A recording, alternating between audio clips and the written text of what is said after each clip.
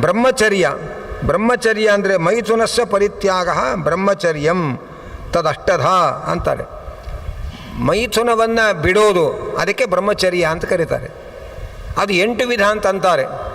ಏನದು? ಸ್ಮರಣಂ, ಕೀರ್ತನಂ, ಕೇಲಿಹಿ, ಪ್ರೇಕ್ಷಣಂ, ಗುಹ್ಯಭಾಷಣಂ, ಸಂಕಲ್ಪ, ಅಧ್ಯವಸಾಯಶ್ಚ, ಕ್ರಿಯಾನಿರ್ವೃತ್ತಿರೇವ ಚ ಏತನ್ ಮೈಥುನಮಷ್ಟಾಂಗಂ ಪ್ರವದಂತೆ ಮನೀಷಿಣಃ. ಹಾಗೆ ಅಂತಾರೆ. ಅಂದರೆ ಯಾವುದೋ ಒಂದು ಹೆಣ್ಣನ್ನು ಅಥವಾ ಹೆಣ್ಣು ಗಂಡು ಹೆಣ್ಣನ್ನು ಅಂತ ಇಟ್ಕೊಳ್ಳಿ. ಗಂಡಸರು ಪುರಾಣ ಹೇಳ್ಬೇಕಾದ್ರೆ ಹೆಣ್ಣು ಅಂತಾರಷ್ಟೇ. ನಮ್ಮನ್ನೇ ಹೇಳ್ತಾರೆ ಅಂತ ಅವ್ರು ಅನ್ಕೋಬಾರ್ದು. ಹೆಂಗಸರು ಪುರಾಣ ಹೇಳ್ಬೇಕಾದ್ರೆ ಗಂಡು ಅಂತ ಅನ್ಕೋಬೇಕು. ಅಂತೂ ಮಾನಸಿಕವಾಗಿ ಯಾವುದೋ ಹೆಣ್ಣನ್ನು ಯಾವಾಗಲೂ ನೆನೀತಾ ಇರೋದು, ಯಾವಾಗಲೂ ಅವರ ಬಗ್ಗೆನೇ ಮಾತಾಡ್ತಾ ಇರೋದು, ಮತ್ತು ಅವರ ಜೊತೆಯಲ್ಲಿ ವಿಹಾರ ಮಾಡೋದು, ಅನಂತರ ಅವರನ್ನು ಕದ್ದು ಮುಚ್ಚಿ ನೋಡಿ ಖುಷಿ ಪಡೋದು, ಅವರ ಜೊತೆಯಲ್ಲಿ ಏಕಾಂತದಲ್ಲಿ ಮಾತನಾಡೋದು, ಹಾಗೆಯೇ ಹಾಗೆ ಮಾಡೋಣ ಹೀಗೆ ಮಾಡೋಣ ಅಂತ ಸಂಕಲ್ಪಗಳು ಮಾಡೋದು, ಅನಂತರ ಅವ್ರ ಜೊತೆಯಲ್ಲಿ ಹೀಗೆ ಇರಬೇಕು ಅಂತ ಒಂದು ನಿಶ್ಚಯವನ್ನು ಮಾಡಿಕೊಳ್ಳೋದು, ಮತ್ತು ಇಬ್ಬರೂ ಸೇರಿ ಭೋಗದ ಪ್ರಕ್ರಿಯೆಯನ್ನು ನಡೆಸೋದು. ಹೀಗೆ ಮೈಥುನ ಅದು 8 ಬಗೆ ಅಂತಾರೆ. ಈ 8 ಬಗೆಯ ಮೈಥುನವನ್ನು ಪರಿತ್ಯಾಗ ಮಾಡೋದಕ್ಕೆ ಬ್ರಹ್ಮಚರ್ಯ ಅಂತ ಕರೀತಾರೆ. ಅಂದರೆ ಹಾಗಾದರೆ ಬ್ರಹ್ಮಚರ್ಯ ಅಂದರೆ ಹೆಂಡತಿ ಬಿಟ್ಟು ಹೊಡೋಬೇಕು ಹಾಗಲ್ಲ, ಅರ್ಥ ಅಲ್ಲ. ಗೃಹಸ್ಥಾಶ್ರಮ ಅನ್ನೋದು ಬಹಳ ಶ್ರೇಷ್ಠವಾದದ್ದು ಅಂತ ಶಾಸ್ತ್ರ ಹೇಳ್ತಾರೆ. ಆದರೆ ಗೃಹಸ್ಥಾಶ್ರಮದಲ್ಲಿ ಬರೇ ಒಂದು ಹಂತದವರೆಗೆ ದಾಂಪತ್ಯದ ಸಂಗಮಕ್ಕೋಸ್ಕರ, ದಾಂಪತ್ಯದ ಪೋಷಣೆಗೋಸ್ಕರ ಹಿತಮಿತವಾಗಿ ಎಲ್ಲವೂ ಇರಬೇಕು. ಆದರೆ ಅದೇ ಜೀವನದ ಪ್ರಧಾನ ಅಂಶ ಆಗಬಾರದು. ಅಥವಾ ಪರಸ್ತ್ರೀಯರ ಬಗ್ಗೆ ಇಂತಹ ಅಷ್ಟಾಂಗ ಮೈಥುನದ ಯೋಚನೆಗಳು ಬರಬಾರ್ದು ಮನಸ್ಸಿನಲ್ಲಿ. ಪರಪುರುಷರ ಬಗ್ಗೆ, ಪರಸ್ತ್ರೀಯರ ಬಗ್ಗೆ ಬರಬಾರದು. ಅದನ್ನು ಬ್ರಹ್ಮಚರ್ಯ ಅಂತ ಕರೀತಾರೆ. ಅನಂತರ ಅಸ್ತೇಯ ಅಂತಂದರೆ ಕಳ್ಳತನ ಮಾಡಬಾರ್ದು. ಇನ್ನೊಬ್ಬರ ವಸ್ತುಗಳನ್ನು ಕದಿಯುವ ಕೆಲಸ ಮಾಡಬಾರ್ದು.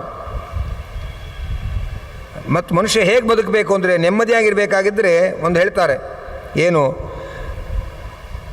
ಕೌಪೀನಾಚ್ಛಾದನಂ ವಾಸಃ ಕಂಥಾಂ ಶೀತ ನಿವಾರಿಣೀಂ ಪಾದುಕೆ ಚಾಪಿ ಗೃಹೀಯಾತ್ ಕುರ್ಯಾನ್ ನಾಣ್ಯಸ ಸಂಗ್ರಹಂ. ಬಹಳ ಒಂದು ಕಠಿಣವಾದ ರೀತಿಯ ಪದ್ಧತಿ ಹೇಳ್ತಾರೆ. ಏನು? ಮನುಷ್ಯ ಎಷ್ಟು ಬಯಸಬೇಕು ಅಂದರೆ ತನ್ನ ಮಾನ ಮುಚ್ಕೊಳ್ಳೋಕ್ಕೆ ಕೌಪೀನಕ್ಕೆ ಬೇಕಾಗುವಷ್ಟು ಬಟ್ಟೆ, ಚಳಿ ಮಳೆ ಗಾಳಿಯನ್ನು ತಡೆದುಕೊಳ್ಳೋಕ್ಕೆ ಬೇಕಾಗುವಷ್ಟು ಹೊದೆಯುವ ವಸ್ತ್ರ, ಮತ್ತು ನಿರ್ಭಯವಾಗಿ ಸಂಚಾರ ಮಾಡೋದಕ್ಕೆ ಒಂದು ಜೋಡಿ ಚಪ್ಪಲಿ. ಇಷ್ಟು ಸಾಕು ಮನುಷ್ಯ ಬದುಕಲಿಕ್ಕೆ. ಇದಕ್ಕಿಂತ ಜಾಸ್ತಿ ಸಂಗ್ರಹ ಮಾಡೋಕ್ಕೆ ಹೋಗಬಾರ್ದು ಅಂತ ಒಂದು ಮಾತು ಹೇಳ್ತಾರೆ ಇಲ್ಲಿ. ಇದಕ್ಕಿಂತ ಜಾಸ್ತಿ ಸಂಗ್ರಹ ಮಾಡಿದ್ರೆ ಏನಾಗುತ್ತೆ? ಅದರ ರಕ್ಷಣೆ ಮಾಡೋದೇ ಜೀವನ ಪೂರ್ತಿ ತಲೆನೋವಾಗತ್ತೆ. ನಮಗೆ ಎಲ್ಲೂ ಬಿಟ್ಟು ಹೋಗೋಕ್ಕೂ ಬರಲ್ಲ, ಧೈರ್ಯ ಇರಲ್ಲ, ಬಿಟ್ಟು ಹೋಗೋಕ್ಕೆ ಕಟ್ಕೊಳ್ಳೋಕ್ಕಾಗಲ್ಲ, ಇಟ್ಕೊಳ್ಳೋಕ್ಕೆ ಧೈರ್ಯ ಇಲ್ಲ, ಹೀಗೆಲ್ಲ ಆಗಿಬಿಡುತ್ತೆ. ಆದ್ದರಿಂದ ಇಷ್ಟು ಮೂಲಭೂತವಾದ ಬದುಕಿಗೆ ಇಷ್ಟು ಸಾಕು. ಮಿಕ್ಕಿದ ಭಗವಂತ ಎಲ್ಲೆಲ್ಲಿ ಏನೇನು ವ್ಯವಸ್ಥೆ ಮಾಡ್ತಾನೆ ಅದನ್ನು ಸ್ವೀಕಾರ ಮಾಡ್ತಾ ಹೋಗ್ರಿ ಅನ್ನುವಂಥ ಒಂದು ಅತ್ಯಂತ ನಮ್ಮ ಕಲ್ಪನೆಗೂ ಬರದಷ್ಟು ಸರಳ ಜೀವನದ, ನೆಮ್ಮದಿಯ ಜೀವನದ ಮಾರ್ಗವನ್ನು ಹೇಳ್ತಾರೆ. ಅನಂತರ ನಾನಾ ತರಹದ ಕ್ರಮವನ್ನು ಹೇಳ್ತಾರೆ. ಆಮೇಲೆ ಶೌಚಂ ಸಂತೋಷ ತಪಸಿ ಸ್ವಾಧ್ಯಾಯೇಶ್ವರ ಪೂಜನೆ ಭೂತಾಪೀಡಾಖ್ಯ ಹಿಂಸ ಹಾಗೆ ಅಂತ ಹೇಳ್ತಾರೆ. ಅಂದರೆ ನಿಯಮಾದ್ ಭುಕ್ತಿ ಮುಕ್ತಿದಾಹ ಶೌಚಂ ಸಂತೋಷ ತಪಸಿ ಸ್ವಾಧ್ಯಾಯ ಈಶ್ವರ ಪೂಜನೆ ಅಂತಾರೆ. ಶೌಚ ಅಂದ್ರೇನು? ಶೌಚ ಅಂತಂದರೆ ಸಂತೋಷವಾಗಿರೋದು. ನಮ್ಮ ಶೌಚ ಅಂದರೆ ಅಂತಃಶೌಚ, ಬಾಹ್ಯ ಶೌಚ ಅಂತ ಹೇಳ್ತಾರೆ. ಶೌಚಂತೂ ದ್ವಿವಿಧಂ ಪ್ರೋಕ್ತಂ ಬಾಹ್ಯಂ ಅಭ್ಯಂತರಂ ತಥಾ. ಶೌಚ ಅಂದರೆ ಆಂತರ ಶೌಚ ಅಂದರೆ ಮನಃಶುದ್ಧಿ ಮತ್ತು ದೇಹ ಶುದ್ಧಿ, ಹೀಗೆ ಎರಡು ಬಗೆಯಾದ ಶೌಚ ಅಂತ ಹೇಳ್ತಾರೆ. ದೇಹ ಶುದ್ಧಿ ಅಂದರೆ ಏನರ್ಥ? ಮನಃಶುದ್ಧಿ ಅಂತಂದರೆ ಮನಸ್ಸಶ್ಚ ಇಂದ್ರಿಯಾಣಾಂಚ ಐಕಾಗ್ರ್ಯಂ ತಪ ಉಚ್ಯತೆ ಯಥಾ ಕಥಂಚಿತ್ ಪ್ರಾಪ್ತ್ಯಾಚ ಸಂತೋಷ ಸ್ತುಟ್ಟಿರುಚ್ಯತೆ. ಮನಸ್ಸಿನಲ್ಲಿ ಭಗವಂತನನ್ನು ಸ್ಮರಣೆ ಮಾಡಿಕೊಳ್ಬೇಕು. ಮನಸ್ಸಿನಲ್ಲಿ ಯಾವಾಗಲೂ ಭಗವಂತನ ಚಿಂತನೆ ಮಾಡಿದರೆ ಅದು ಅಂತಃಶೌಚ.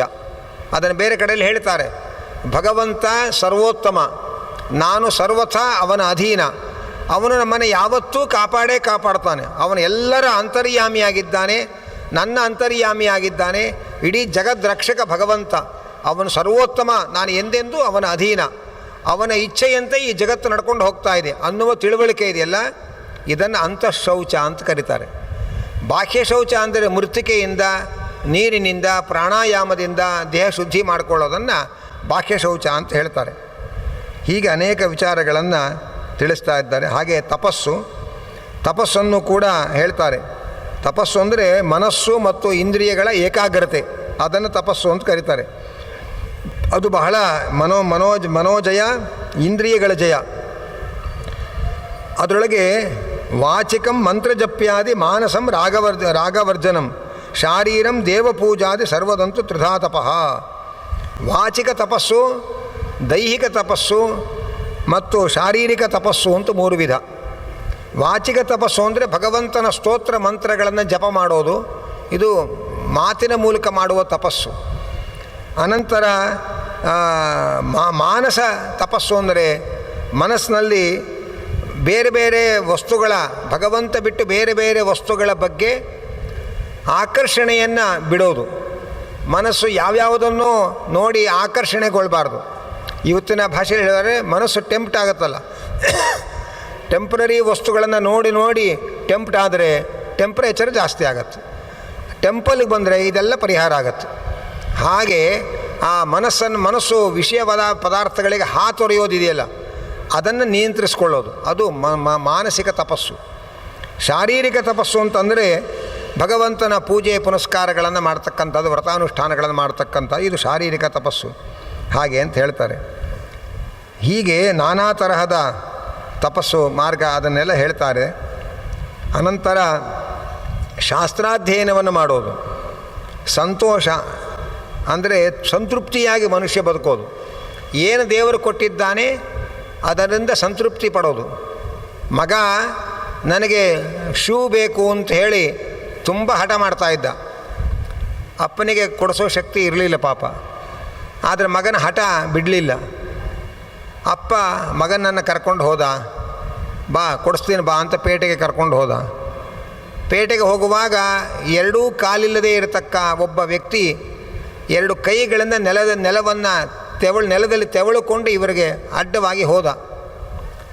ಮಗನಿಗೆ ಅಪ್ಪ ಹೇಳ್ದ, ಭಗವಂತ ನಿನಗೆ ಕಾಲು ಕೊಟ್ಟಿದ್ದಾನೆ, ಅವನು ಕಾಲು ಕೊಟ್ಟಿದ್ದಾನೆ ಅಂತ ಸಂತೋಷ ಪಡೋದು ಬಿಟ್ಟು ಅದಕ್ಕೆ ಶೂ ಇಲ್ಲ ಅಂತ ಅಳತಾ ಕೂತಿದ್ದಿ. ನೋಡಿ ಇವನಿಗೆ ಕಾಲೇ ಇಲ್ಲ ಪಾಪ, ಅವನೆಷ್ಟು ಕಷ್ಟಪಡಬೇಕು. ನಿನಗೆ ದೇವರು ಅಂಥ ಸುಂದರವಾದ ಕಾಲು ಕೊಟ್ಟಿದ್ದಾನೆ, ಅದಕ್ಕೆ ಚಪ್ಪಲಿ ಇಲ್ಲ ಅಂತ ಅಳತಾ ಕೂತಿಯಲ್ಲ, ಏನು ಇದೆ ಅದರಿಂದ ಸಂತೋಷ ಪಡೋದು ಕಲ್ತ್ಕೋ ಅಂತ ಮಗನಿಗೆ ಅಪ್ಪ ಬುದ್ಧಿ ಹೇಳಿದಂತೆ. ಅದನ್ನೇ ಮಹಾಭಾರತ ಮೊದಲಾದ ಕಡೆಗಳಲ್ಲಿ ನಾನಾ ಪ್ರಕಾರಗಳಲ್ಲಿ ನಿರೂಪಣೆ ಮಾಡ್ತಾರೆ. ಸಣ್ಣದಾಗಿ ನಾವು ಹೇಳೋದಾದರೆ, ಅದರ ಸಾರಾಂಶ ಹೇಳೋದಾದರೆ, ನಾವು ಬಾಡಿಗೆ ಮನೆಯಲ್ಲಿದ್ದೇವೆ. ನಮ್ಮ ಮನೆ ಎದುರುಗಡೆ ಇರೋರು ದೊಡ್ಡ ಅಂತಸ್ತಿನ ಬಂಗಲೆ ಕಟ್ಕೊಂಡಿದ್ದಾರೆ. ನಾವು ನಮ್ಮ ಮನೆಯಲ್ಲಿರೋ ಸುಖ ಅನುಭವಿಸೋದು ಬಿಟ್ಟು ಅವನ ಮನೆಯನ್ನು ನೋಡಿ ಹೊಟ್ಟೆ ಕಿಚ್ಚು ಪಡ್ತಾ ಅಸೂಯೆ ಪಡ್ತಾ ಏನು ಬಂಗಲೆ ಕಟ್ಸ್ಯಾರೆ, 3 ಬಂಗಲೆ ಕಟ್ಸಿಬಿಟ್ರು ಅವರು, 2 ಕಾರ್ ಇಟ್ಕೊಂಡ್ಬಿಟ್ಟಿಯಾರ ಅವರು ಅಂತ ಒದ್ದಾಡ್ತಾನೇ ಇದ್ದರೆ ಅವ್ರು ನಾವು ಎಷ್ಟು ವರ್ಷ ಒದ್ದಾಡಿದ್ರು ಅವ್ರ ಮನೇನ ನಮ್ಮ ಹೆಸರಿಗೆ ಬರೆಯಲ್ಲ ಅವರು. ಮತ್ತೇನಾಗತ್ತೆ, ಬಾಡಿಗೆ ಮನೆಯೊಳಗಿರೋ ಸುಖವನ್ನು ಕಳ್ಕೊಂಡು ಆ ಮನೆ ಸಿಗದೇ ಇರುವಂಥ ಇನ್ನಾರ್ದೋ ಮನೆಯ ವೈಭವ ನೋಡಿ ಕರುಬುತ್ತಾ ಇದ್ದರೆ ಅದರಿಂದ ಮನುಷ್ಯ ನೆಮ್ಮದಿಯಾಗಿ ಬದುಕೋದಕ್ಕೆ ಸಾಧ್ಯ ಇಲ್ಲ. ಅದಕ್ಕೆ ಒಂದು ಮಾತು ಹೇಳ್ತಾರೆ, ದುಃಖೇ ದುಃಖಾಧಿಕಾನ್ ಪಶ್ಯೇತ್ ಅಂತ ಹೇಳ್ತಾರೆ. ದೊಡ್ಡ ಮೋರಿಗಳ ದಡದಲ್ಲಿ ಬರೇ ಯಾವುದೋ ಒಂದು ಹುಲ್ಲು ಚೋಪಡಿಯಲ್ಲಿ ಅನೇಕ ಜನ ವಾಸ ಮಾಡ್ತಾರೆ ಪಾಪ. ಜೋರಾಗಿ ಮಳೆ ಬಂದರೆ ಮನೆ ಸಮೇತ ಕೊಚ್ಕೊಂಡು ಹೊರಟೋಗುತ್ತೆ. ಅಂತಹ ದಾರುಣ ಸ್ಥಿತಿಯಲ್ಲಿ ಸಾವಿರಾರು ಜನ ಜೀವನ ನಡೆಸ್ತಾ ಇದ್ದಾರೆ. ನನಗೆ ಭಗವಂತ ಅಂತಹ ದಾರುಣ ಸ್ಥಿತಿ ಕೊಟ್ಟಿಲ್ಲ. ನನಗೆ ಒಂದು ಉದ್ಯೋಗ ಅಂತ ಕೊಟ್ಟು, ಒಂದು ಸಂಬಳ ಅಂತ ಕೊಟ್ಟು, ಒಂದು ಮನೆಗೆ ಬಾಡಿಗೆ ಕೊಡೋ ಶಕ್ತಿ ಕೊಟ್ಟು, ಒಂದು ದೃಢವಾದ ಮನೆಯೊಳಗೆ ಇರೋದಕ್ಕೆ ಭಗವಂತ ಅನುಗ್ರಹ ಮಾಡಿದ್ದಾನಲ್ಲ, ಎಂಥ ಭಗವಂತನ ಅನುಗ್ರಹ ಅಂತ ಹೀಗೆ ಚಿಂತನೆ ಮಾಡಿ ಬದುಕೋದು ಕಲ್ತ್ಕೊಳ್ಬೇಕೇ ಹೊರತು ಇಲ್ಲದೇ ಇರೋ ಸುಖವನ್ನೆಲ್ಲ ನೋಡಿ ಅದಿಲ್ಲ ಇದಿಲ್ಲ ನಮಗೆ ಅಂತ ಅಳ್ತಾ ಕೂತ್ರೆ ಅದರಿಂದ ಏನೂ ಪ್ರಯೋಜನ ಇಲ್ಲ ಅನ್ನುವ ಎಚ್ಚರಿಕೆಯನ್ನು ಹೇಳ್ತಾರೆ. ಹಳೆ ಕಾಲದಲ್ಲಿ ಬಡವರ ಸಂಖ್ಯೆ ಬಹಳ ವಿಶೇಷವಾಗಿತ್ತು. ಆದರೆ ಯಾರೂ ನಾವು ಬಡವರು ಅಂತ ಅವರು ಕುಗ್ತಾ ಇರಲಿಲ್ಲ, ಅವರು ಆರಾಮಾಗಿದ್ದರು. ಎದುರುಗಡೆ ಮನೆಯವರು ಕಾರ್ ತೊಗೊಂಡ್ರೆ ಕೊಟ್ಟು ಹುಟ್ಟಿದಾರಪ್ಪ ಅವರು, ದೇವರವರು ಸುಖ ಪಡ್ತಾ ಇದ್ದಾರೆ, ಜನ್ಮಾಂತರ ಕೊಟ್ಟಿದ್ದಾರೆ, ಸುಖ ಅನುಭವಿಸ್ತಾ ಇದ್ದಾರೆ ಅಂತ ಹೀಗೆ ಅಂದ್ಕೊಳ್ತಾ ಇದ್ವಿ ಹೊರತು ನಮಗೆ ಕಾರ್ ಇಲ್ವಲ್ಲ ಅಂತ ಸಂಕಟ ಪಡ್ತಾ ಇರಲಿಲ್ಲ. ಈಗ ನಮಗೆ ಬಹಳ ದೊಡ್ಡ ದೊಡ್ಡ ಬ್ಯಾಂಕಿನ ವ್ಯವಸ್ಥೆಗಳಿದೆ. ಏನು ಅಂದರೆ ನಿಮಗೆ ದುಡ್ಡಿಲ್ಲದೆ ಹೋದರೆ ನಾವು ಸಾಲ ಕೊಡ್ತೀವಿ ತೊಗೊಳ್ರಿ ಅಂತ ನಮಗೆ ಸಾಲ ಮಾಡಿ ಆದರೂ ಸುಖ ಅನುಭವಿಸ್ರಿ ಅಂತ ಪ್ರೇರಣೆ ಕೊಡುವಂತಹ ಯೋಜನೆಗಳು ನಮ್ಮಲ್ಲಿ ಬೇಕಾದಷ್ಟಿದೆ. ಕೈಯಲ್ಲಿ ದುಡ್ಡಿರೋರು ದುಡ್ಡು ಕೊಟ್ಟು ತೊಗೊಂಡು ಸುಖ ಅನುಭವಿಸ್ತಾ ಇರ್ತಾರೆ. ಅವ್ರ ಮೇಲೆ ಅಸೂಯೆಗೆ ನಾವು ಸಾಲ ಮಾಡಿ ತೊಗೊಳ್ತೇವೆ, ಕೊನೆಗೆ ಸಾಲ ತೀರಿಸ್ಲಿಕ್ಕಾಗದೆ ಕಾರೇ ಮಾರಿಬಿಟ್ಟು ಮತ್ತು ಮಾಮೂಲಿ ಯಥಾ ಪ್ರಕಾರ ನಡ್ಕೊಂಡು ಹೋಗ್ತಾ ಇರ್ತೇವೆ. ಇದು ನಮ್ಮ ಸ್ಥಿತಿಯಾಗಿದೆ. ಸಾಲ ಕೊಡ್ತಾರೆ ಅಂತ ಹೇಳಿ ನಾವು ಕಾರ್ ತೊಗೊಳ್ಳೋದಲ್ಲ. ನಮಗದರ ಅವಶ್ಯಕತೆ ಇದೆಯೋ ಇಲ್ವೋ, ಅದನ್ನು ಸಾಕೋ ಯೋಗ್ಯತೆ ಇದೆಯೋ ಇಲ್ಲೋ, ಸಾಲ ತೀರಿಸೋ ಯೋಗ್ಯತೆ ಇದೆಯೋ ಇಲ್ಲೋ, ಇದನ್ನೆಲ್ಲ ವಿಮರ್ಶೆ ಮಾಡಲ್ಲ. ಅವರು ಕಾರ್ ತೊಗೊಂಡಿದ್ದಾರೆ, ನಿಮಗೆ ದುಡ್ಡಿಲ್ವಾ, ನಾವು ಕೊಡ್ತೀವಿ ದುಡ್ಡು, ತೊಗೊಳ್ಳಿ ಕಾರು ಅಂತ ಬೇಕಾದಷ್ಟು ನಮಗೆ ಸಾಲ ಮಾಡಿ ಆದರೂ ಸುಖ ಪಡಲಿಕ್ಕೆ ಸ್ಫೂರ್ತಿ ಕೊಡುವಂಥ ಯೋಜನೆಗಳನ್ನು ಹಾಕಿಕೊಂಡು ಅವರು ಸುಖ ಪಡ್ತಾರೆ. ನಮಗೆ ಸಾಲ ಕೊಟ್ಟು ಅವರು ಸುಖ ಪಡ್ತಾರೆ. ನಾವು ಸಾಲ ತೊಗೊಂಡು ತೀರಿಸ್ಲಿಕ್ಕಾಗದೆ ಕಾರು ಮಾರಿ ಮರ್ಯಾದೆನೂ ಕಳ್ಕೊಂಡು ಒದ್ದಾಡ್ತಾ ಇರ್ತೇವೆ ನಾವು. ಇದು ಬದುಕೋ ರೀತಿಯೇ ಅಲ್ಲ ಅಂತಾರೆ. ನಮಗೇನು ದೇವರು ಕೊಟ್ಟಿದ್ದಾನೆ, ಸಾಲ ಮಾಡದೆ ಬದುಕೋದೇ ನಿಜವಾದ ಸುಖ ಅಂತ ಶಾಸ್ತ್ರ ನಮಗೆ ಹೇಳುತ್ತೆ.